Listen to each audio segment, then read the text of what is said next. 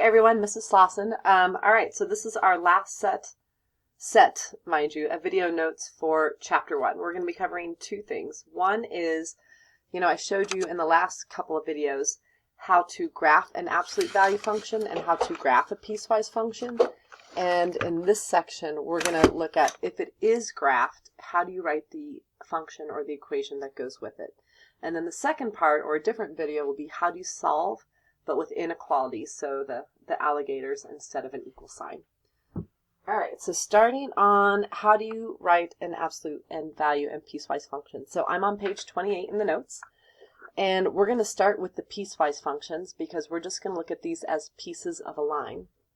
So the first thing you're going to do is identify your domain intervals, so that boundary wall. Where does that bend happen that goes from one shape to another? So like in this one, here is that boundary wall, okay? And I've got something that goes to the left of it, and I've got something that goes to the right of it. So first, this is that whole story, y flies by, x is depressed. So this is x is 0. And I'm going to have a part that goes to the left of it that's smaller. And then I'm going to have the right side, so where x is greater than 0. Okay, so I kind of covered it up, but I can't tell if there's a closed dot or anything. Like over here, there's a closed and an open. So when you can't tell, just pick one of them to be underlined because 0 will belong to one of them. All right, so I'm going to start with the one that's left. I work my way left to right. So again, this is for the side where x is less than 0, and this is the side where x is greater than 0. And this is a line, so I just have to establish this line's y-intercept, and I have to establish this line's slope.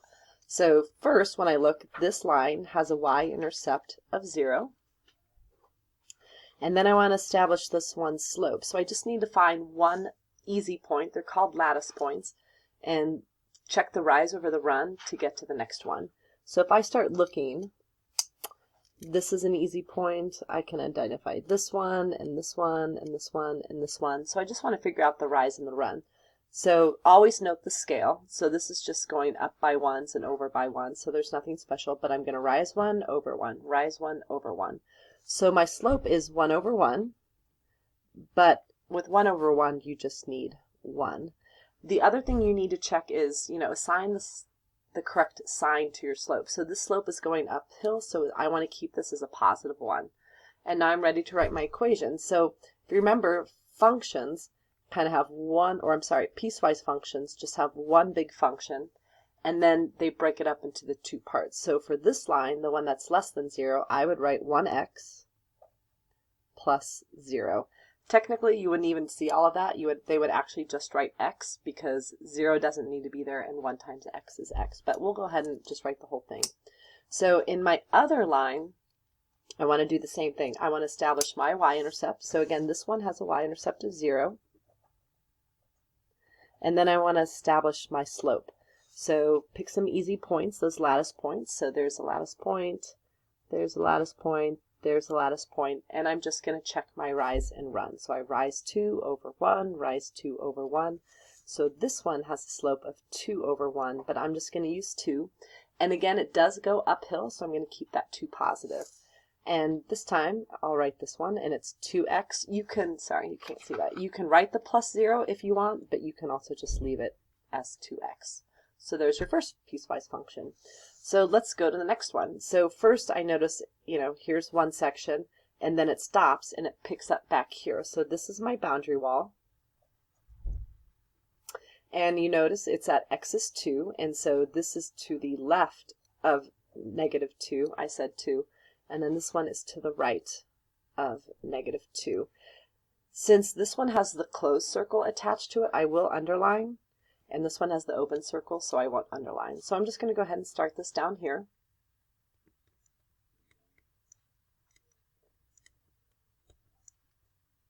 And again, name your function whatever you want. I'll call this one g of x.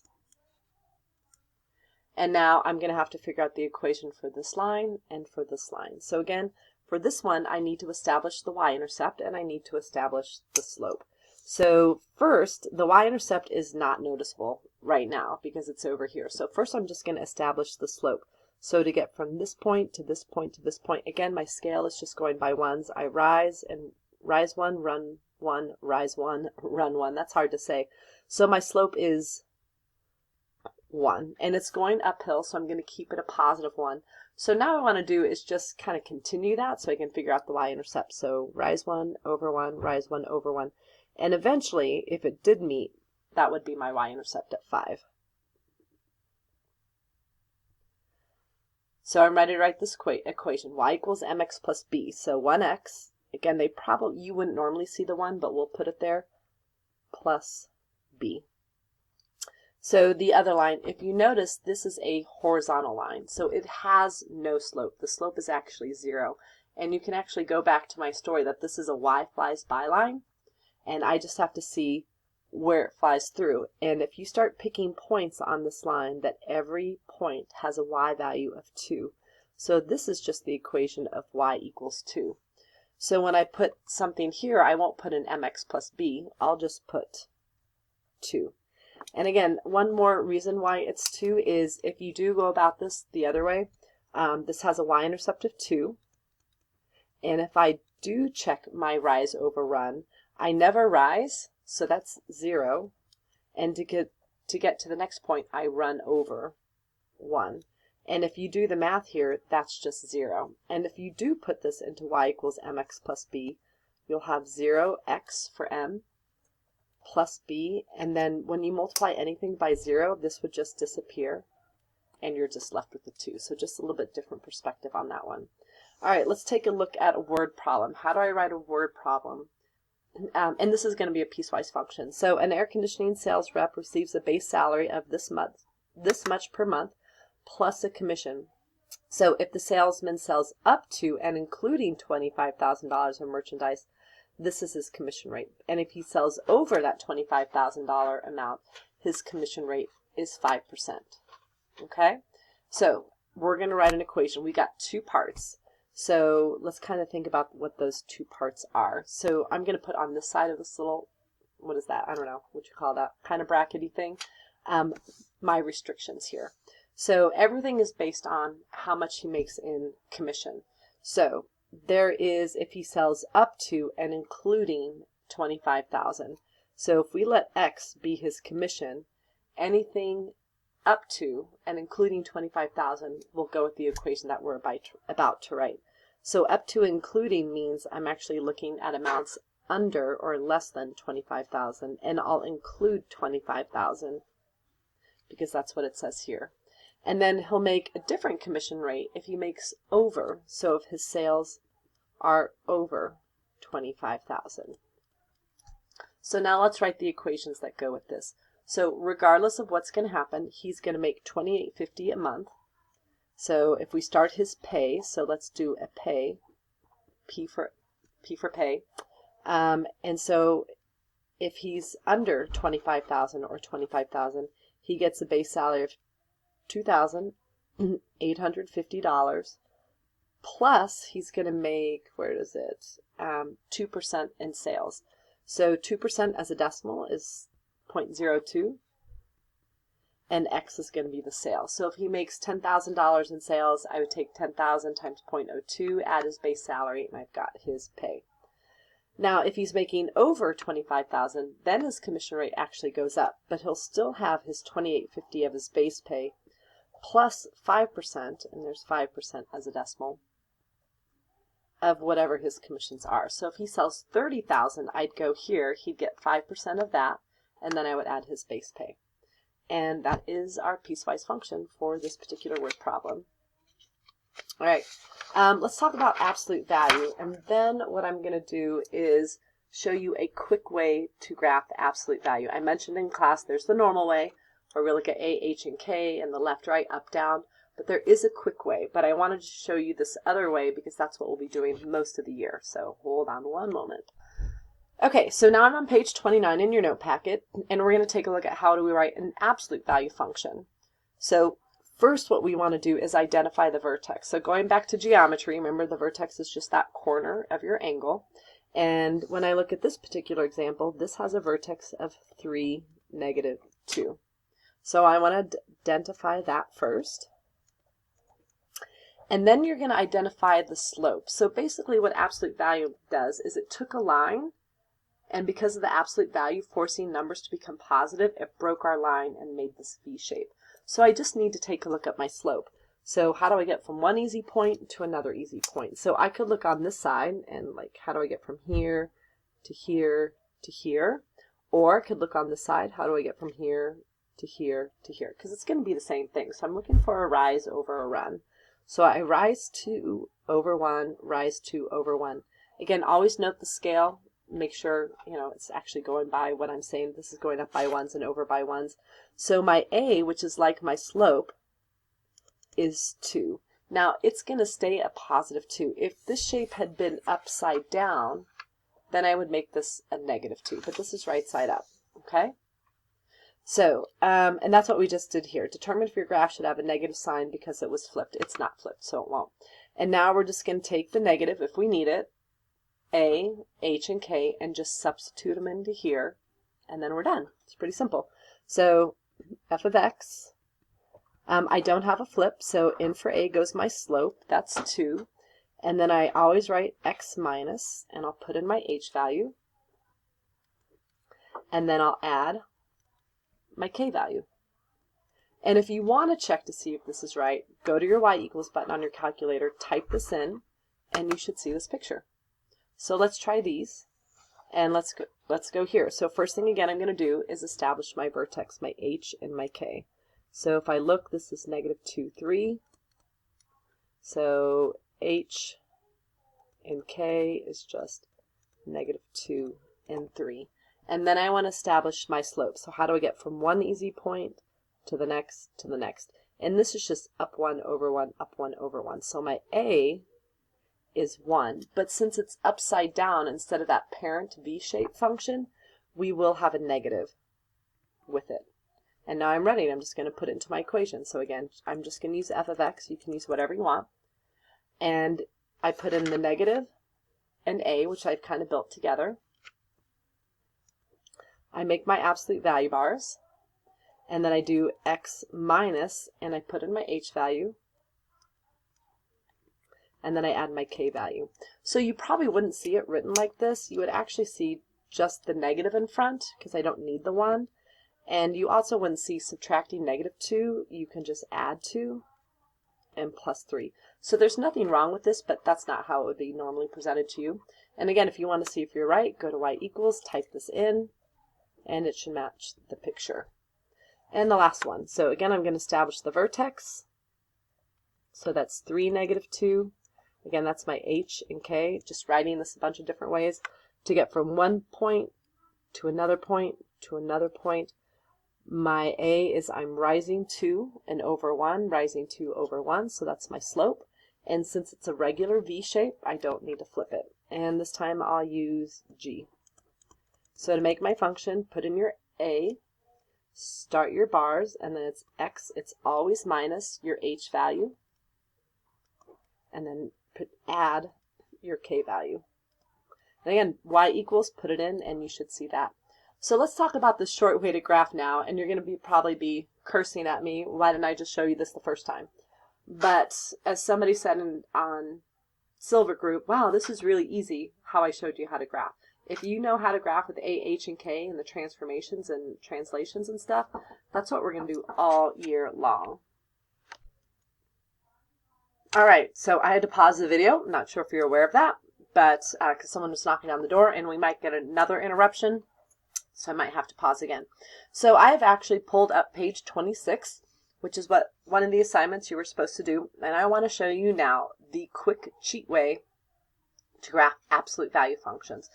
So if you notice, I was able to quickly write the equations because I could establish the vertex and I could establish the slope. So that's exactly what I'm going to do, but backwards. So again, on page 26, now that I kind of realize what some things are, I'm going to graph this quickly. So my vertex is going to be the H and the K. But again, we're going to do what we did in the transformation. So we're going to take the opposite of H, and we're going to take K as is. And that's where the bend is on your absolute value. Okay? So if you remember, this told us to move the points right 2, and this told us to move the points up 1. And the vertex on our parent function was 0, 0. So really what I'm doing is just taking 0, 0 and going right 2 and up 1. But now this is kind of like more of our direct location. So from there, I'm going to get my slope. And your slope just comes from what's in front, right here. And if it's no number, then your slope or your A is 1. And it's always a rise over a run. And if it's a 2, then it's 2 over 1. Here your rise over run is 1/2. So I'll just zip through these really fast. You're going to see how this works. So I established my vertex, opposite of H, K as is. I've graphed it. And now I'm going to go up 1 over 1. And I got to remember this is a V shape. So I'm going to go right 1 over 1 to the right. But then to establish the V shape, I'll also have to go to the left. And now you're probably really mad that I didn't show you this to begin with, but I hope I can say I promise you'll thank me for it later. All right, so on this one, I'm going to establish my vertex opposite of H, K as is. So I'm going to go left 3, because that's what that's saying, up 4. And again, 0, 0 was the vertex, and it goes left 3, up 4. And now I need my A. So A is always in front, and that's my slope. And this time I want to view it as a negative 1 over 1. And remember, negative means your shape has flipped. So instead of going up and over, I'm going to go down and over. So down 1 over 1, keep this pattern going. And to get the V shape from the vertex, I need to go the other way. And I got my shape. And let's just check out the other two. So again, establish my vertex. There is no H, so that's 0. And K is negative 5. So again, this would say, don't move my vertex left or right, just move it down 5, but that's what's happening. And then my slope is 2, or 2 over 1. And I want to go up 2 over 1, up 2 over 1. And then make sure you go the other direction, up 2 over 1, and something like this. And just one more because this goes super fast. Establish my vertex opposite of H. It's 1, K as is. Again, this would tell me to move my vertex right 1, down 4. And again, I keep referring to the vertex because the vertex, the 0, 0, when we did our parent functions, was never affected by this. The only thing that ever changed our 0, 0 vertex was the moving left, right, up, down. So here's 1, negative 4. And then my A, my slope, is a rise 1 over 2. And it's going to be a regular V, not upside down because it's not flipped. So up 1 over 2, up 1 over 2. And again, to get that V shape, I need to go to the left as well. So when we do take this quiz, and this isn't a very good connection of dots, you know, I probably would use this faster way. It's a great way to do it. But how I showed you in the beginning is really, truly how we're going to graph for the rest of the year. All right, that is it as far as the homework goes, or the notes go. So where you're going to be now is on page 31. You're going to do the homework, and I will ask you to submit it, I think, to OneNote. I can't remember what I had written down, but you'll see it in the Schoology directions. So you've got 3 piecewise functions. Again, just a quick cover. Establish your boundary walls.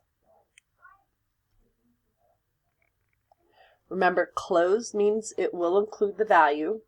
Open means it won't include the value. So underlining that inequality or not underlining that inequality. And then here's your absolute value. And then just one more question. Can you put A, H, and K correctly into a function? And we'll see how that goes. All right.